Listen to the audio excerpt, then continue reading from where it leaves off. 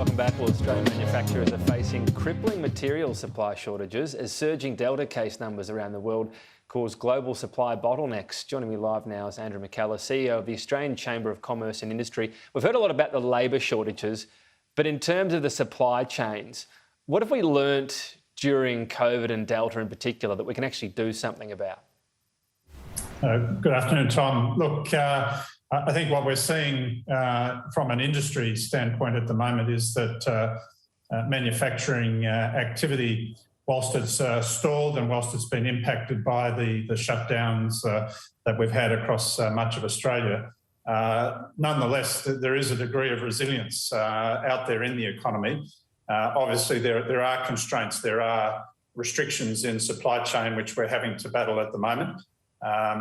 We hope that they will begin to lift as we get to the point where the economy can start to open up, and that's why those vaccine thresholds, meeting those vaccine thresholds as rapidly as we can, is absolutely essential, not just in New South Wales and Victoria, but really across all states at the moment, if we want to avoid further disruption in the months ahead.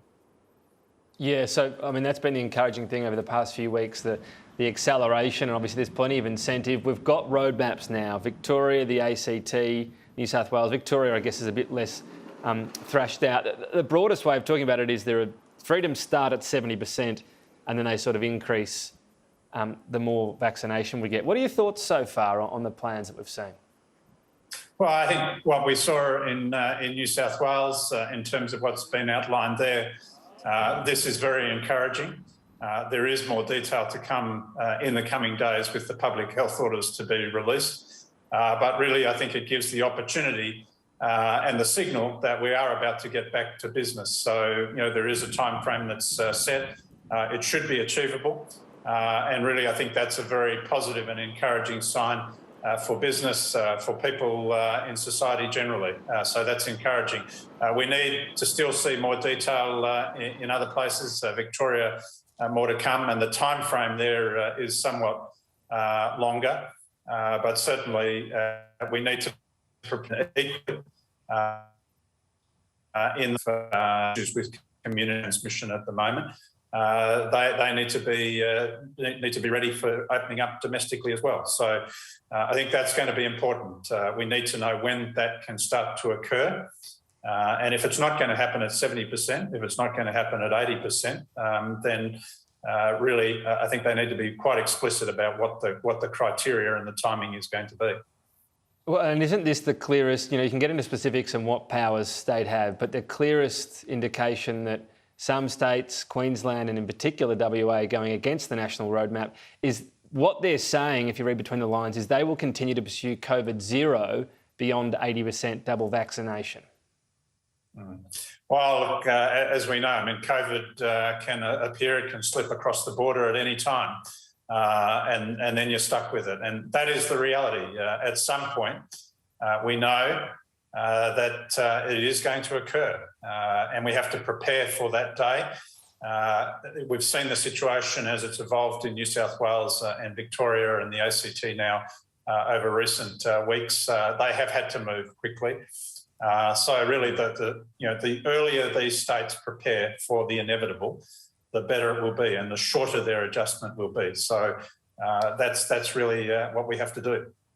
And what about New South Wales? I mean, essentially, to get back to something at least close to living with COVID or life as normal, there are still just basically restrictions on numbers in its final step. But it said 90% is more like the vaccination number. Again, that's higher than we were told before. Does that feel like shifting the goalposts? Well, look, I think what we are seeing in New South Wales now is that there is a timetable. There are some clear milestones there to achieve, and you know, really, hopefully by early December, we will be able to get to a point where more or less, you know, much of life will be back to normal. Vaccinated people will be able to move around freely, and by that time, unvaccinated people as well. So there's a shorter period now where there will be some restrictions in place, progressively easing, allowing businesses to open up again, to restore cash flow, to get on with creating jobs, providing better lifestyle for people. And I think that's a step in the right direction. So we certainly are encouraged by those developments. Okay, just turning to carbon emissions and the talk of net zero. Business is increasingly being on board with net zero 2050. That's a long way off. It's 30 years off.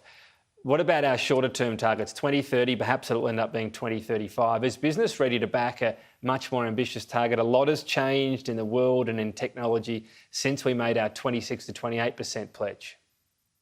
Look, I think the first step is the right one, and that is we need to get a bipartisan consensus on net zero emissions by 2050. That should be our international commitment. It would bring us into line with many other countries. Of course, if you're going to do that, then it also makes sense that you begin to outline the detail of how you're going to get there. And I think this is where the hard work's got to be done. But look, business is on board with this. We think there needs to be bipartisan consensus. In the end, it's the right thing to do. There's a lot of opportunity there, with new forms of energy generation, new powertrain opportunities, all of these things. There's a huge opportunity in terms of the technology that we can see coming to Australia, the job opportunities in the major cities, in the regions, developing new industries that we haven't had before. So I think business is on board with it. We think that this step needs to be taken, and we hope that political consensus will be achieved around this point very soon. Okay. Andrew McKellar, appreciate your time today. Thank you. Thank you.